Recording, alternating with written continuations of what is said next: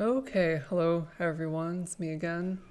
Uh, I know I said my last video was going to be the last one, but I wanted to make one more because I made some upgrades and I think at this point in time my build basically has achieved maximum power. So I got to level 96 and then I managed to 6-link my weapon. And 6-linking this weapon means that I have a 7-link because I have socketed gems are supported by level 10 rage. So it's pretty good. So I have like a pretty nice weapon here. It's a 7-link, and then I have +2 min frenzy. The +2 min endurance doesn't actually do anything because I still need to take the endurance charge on hit yourself node. But the 2 min frenzy is good. And then 40% increase attack speed for trauma ramping, and then 40% increase global damage. It did kind of fuck my mana cost because of the 7-link and also because of the 20% increased mana cost of skills here. But I managed to offset it by getting triple minus cost crafts and then taking this point here to get mana leech. And that allowed me to sustain mana. And then I also, with that 6-link weapon now equipped, I was able to get a glorious plate, which is nice. Determination effect and recoup. 2,600 armor. Could be better, could be more armor, but I just don't have the means to reroll it right now, so it's good enough for me. And then I also upgraded my helmet because I dropped this fractured accuracy, which was really cool, and it allowed me to get fractured accuracy double res in addition to T1, T5 armor, so that's pretty good. And then I rolled implicits on this to be fizz taken as fire and also recoup. So this build right now has a total of 25 recoup here, plus 10, so that's 35, plus 13, so that's 48, plus 18 anointed on my amulet. So 48 plus 18 is 66. So this build right now has 66 damage taken recouped as life, in addition to life recoup happening over 3 seconds instead of 4. And basically that allowed me to sustain 45 stacks of trauma, which I will be demonstrating here soon.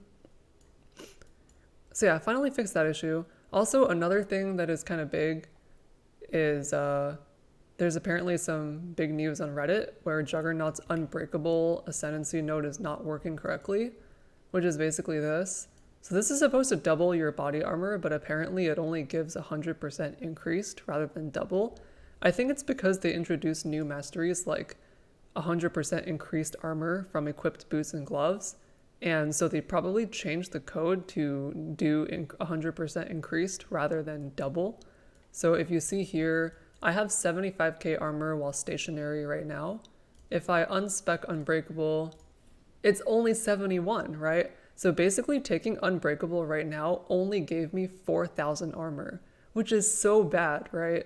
Taking Unbreakable normally should give me 2,600 base armor, which actually should have the effect of giving me like 10,000 armor, because this build has like 300 increased and like 45 more, right? From determination and from all the armor nodes I take on the tree. So that's like totally bugged right now. So like this Ascendancy point is basically doing nothing. It's only giving me 4,000, whereas I should right now have like at least 80,000, maybe 85,000 armor. So that's kind of frustrating. Basically every Juggernaut player just got completely fucked. Every Juggernaut player basically is running around with an Ascendancy that does absolutely nothing. So that's kind of cringe. So yeah, that would explain why I felt so squishy, and that would probably explain why I had so much trouble ramping trauma and like dying to random rares, because I was just running around without, the armor that I should have had, which is kind of annoying, and I can't believe a bug like that even got into the game. Because like so many people play Juggernaut, right? Like all the Righteous Fire people, all the Boneshatter people basically got fucked.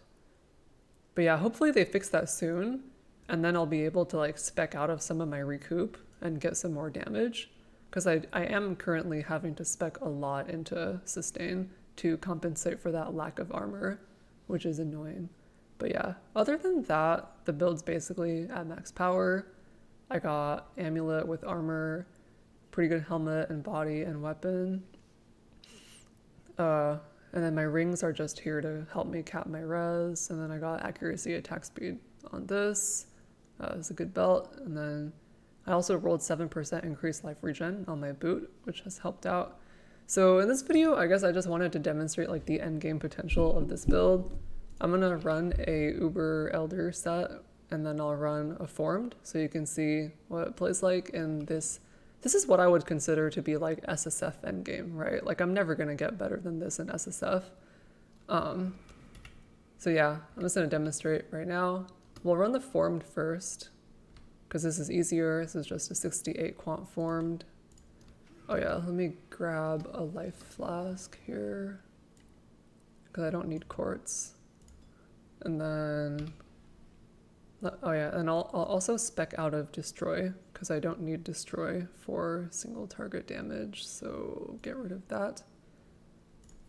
And then I guess I can get like 10% more damage on low life enemies. That should help out for single target. Okay, so it should be pretty easy. I might even be able to like stand still and like not even move during this. I tried to do Uber, whoa. Okay, maybe I can't stand still. But yeah, as you can see here, with the 7 link with rage support, look at how these guys' HP just like go away. Look at that. Damn, he's like dead already. Put the 2 totems down. Yeah, and he's dead. Great. Oh, have to dodge that. Activate rage. Whoa. Pop flasks.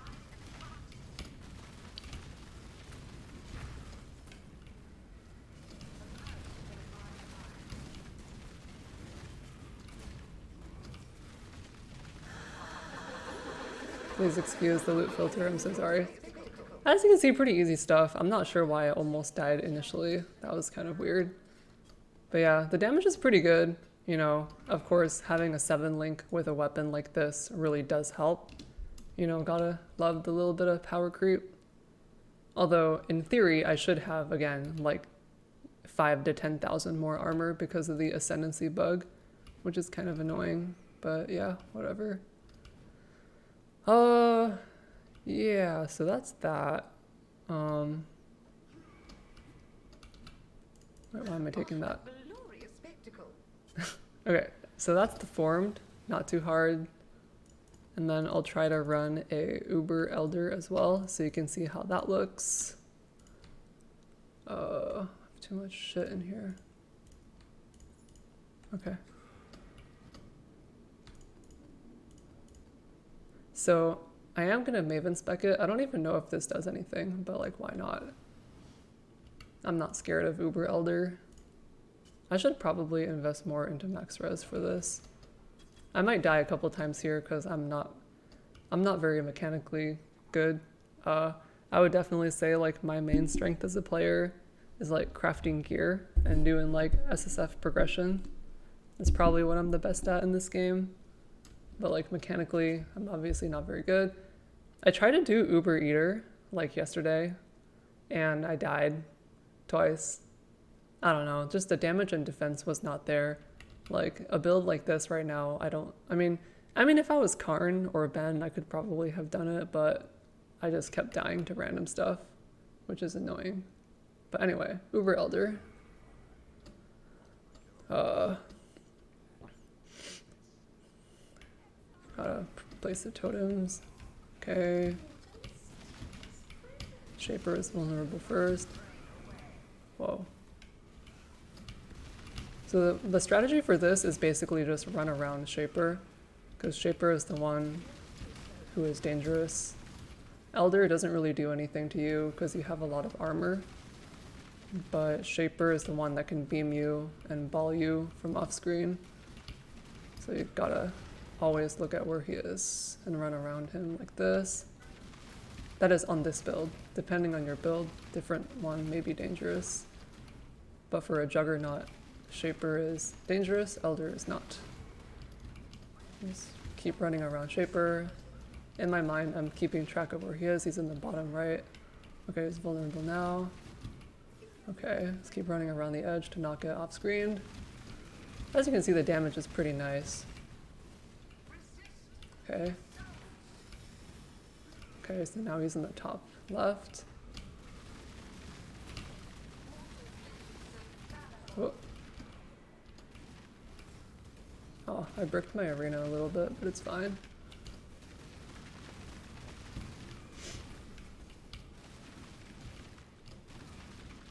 This phase is kind of annoying because everything is invulnerable, so it's really hard to ramp trauma because I think I'm not leeching or something. I don't really know what's going on.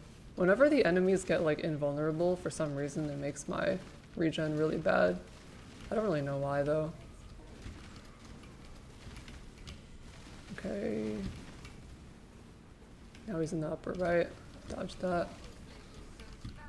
Whoa. Okay, upper left.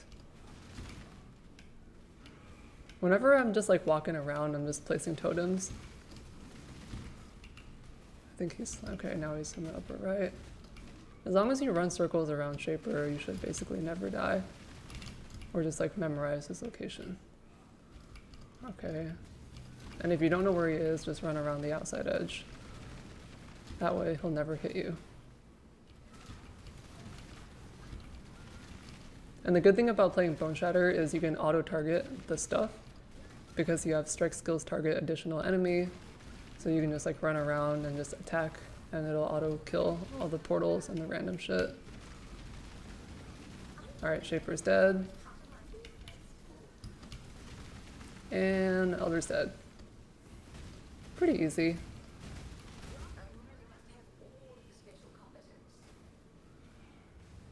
Yay, got my Void Stone. Hopefully, I'll get a Watcher's Eye. God damn it. I did 4 Elders this league and 1 Uber Elder, and I didn't get a single Watcher's Eye, dude. That's crazy.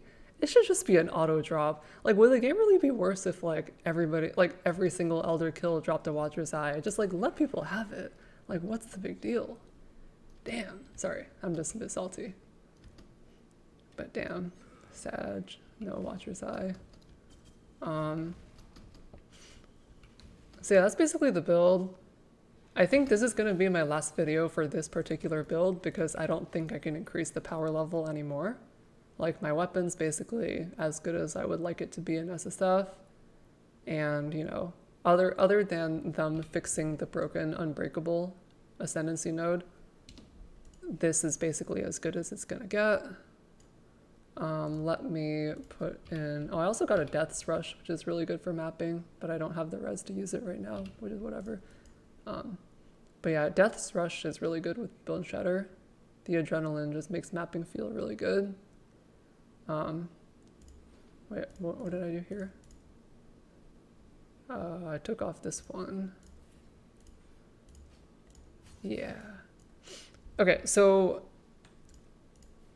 yeah. That's basically the build. I also wanted to talk about a couple more things that I recently discovered as well. So this is actually like my end game single target tree. If I was mapping, I would actually do it a little bit differently. So like if I was trying to level, so like when I was leveling from 95 to 96, I actually ended up taking Prismatic Skin. I ended up just like dropping a bunch of damage nodes. I dropped Panopticon completely in mapping, and I also think I dropped Wrecking Ball. And I basically just ended up taking a Prismatic Skin with a mastery, Corrupted Blood cannot be inflicted on you. And then I also took Cloth and Chain. And then I took the mastery that gives you immune to bleeding if equipped helmet has higher armor than evasion rating. So if you can like take those 2 things, you can get like +2 max res, and you can get like 36% increased armor, and you can get res, which allows you to run Death's Rush. And you also get bleed and CB immunity from doing that. And then you can change your bleed immune life flask to a poison immunity flask. And then you can basically just survive everything because there's not too many big ignites in the game. And even if you get ignited, you'll have like 82 fire res with Prismatic Skin. So that setup has worked really well for me for mapping. Like, it just felt so good to have the max res, the armor, Death's Rush, If I had more refund points, I'd like demonstrate what that looks like. Oh, I do have refund points. But yeah, you get the idea, right? You just take this and then this, Death's Rush, and then you just walk around immune to bleed, immune to CB. You can just like turn off your brain and kill everything. So it ends up feeling pretty good. But obviously the cost of that is you lose a lot of damage. Like taking off Panopticon is like -1 mil, taking off Wrecking Ball is another -1 mil. So you're basically running around with like sacrificing 2 million DPS on 6 million in exchange for, you know, bleed immunity, max res, and movement speed. So like for mapping, if I was like gonna push for like a higher level, I would probably do that respec, because you don't need 6 million DPS for mapping, right? Like if you have like a 4 million DPS mapper, which is like substantially more tanky, I think it's just better for mapping. So, but like, you know, I think this character, I think I'm basically done with it right now. I could probably get a higher level, but I want to play a different build, so this is basically the tree that I'm gonna leave it at. The next thing I want to do is probably Eye of Winter Poison, although it's kind of annoying because I used all my 6 links on my weapon, so I don't have another way to 6 link my stuff. I also discovered recently that you could target farm Lightning Coil and SSF. Apparently it just drops in Shipyard, the card that is. I forget what the name of the card is. It's like the Coming Storm or something. It's like a 8-piece set for Lightning Coil. And I actually got my Lightning Coil in like 100 Shipyards, so it's like totally farmable. I didn't even use Divination Scarabs. They just randomly dropped. So yeah, that's cool. So I was thinking of doing like, I was thinking of doing Eye of Winter, Poison, Occultist, Cast on Crit, Perfect Agony with Lightning Coil. And the main idea is that with Eye of Winter Poison, you can basically go cast on crit to like hit the enemy like 34 times a second. I got the number from a Jugg video that I watched. He has a video on cast on crit, Eye of Winter. And apparently if you have like a certain threshold of cast on crit, you can actually hit the same target 34 times a second, which in theory applies 34 stacks of poison a second, even without cost breeze. So that seemed to be interesting. And then you basically go cast on crit with Perfect Agony to get a lot of dot multi for the poison. And then you go Lightning Coil to get a lot of Fismet. Although I guess the cost of using Lightning Coil is that you have to give up crit, because otherwise you could get like power charge on crit, you could get like additional curse, attack crit, spell crit. But I think getting this Fismet might just be better in general, but then getting 100% crit chance would be a challenge on Occultist. Yeah, I don't know. It's a work in progress. If anyone has any ideas on like how you can make Eye of Winter Poison work, I would love to hear it. And please don't suggest mines. You know, we've all seen the video, you know, Well-Rounded Beast video by a certain content creator. We've all seen that video. Yeah, not into the mine playstyle. But yeah, any suggestions on like how to make this work would be appreciated. Seems like a really fun idea. Just like going around cycloning with Eye of Winters shooting everywhere and then Profane Bloom going off. It just seems like a lot of fun. But yeah, that's the update. It's going to be the last update for this build because I think it is like, you know, pretty powerful right now, at least by my SSF standards. I'll probably try to make some more videos in the future about like other builds that I'm playing, or if I end up doing some difficult content. There's also a chance I may end up like trying streaming again. It'd probably be with cam off though. I'd probably just like stream with no cam at like irregular hours, maybe. I don't know. Because I am, you know, out of a job right now, LOL. But yeah, that's basically the build. It's been really fun making these build diary videos. I've had a lot of fun. I may make some more for different builds. Or yeah, I may try out streaming anyway. Yeah, I feel like I'm kind of rambling right now. So yeah, thanks for watching. Bye.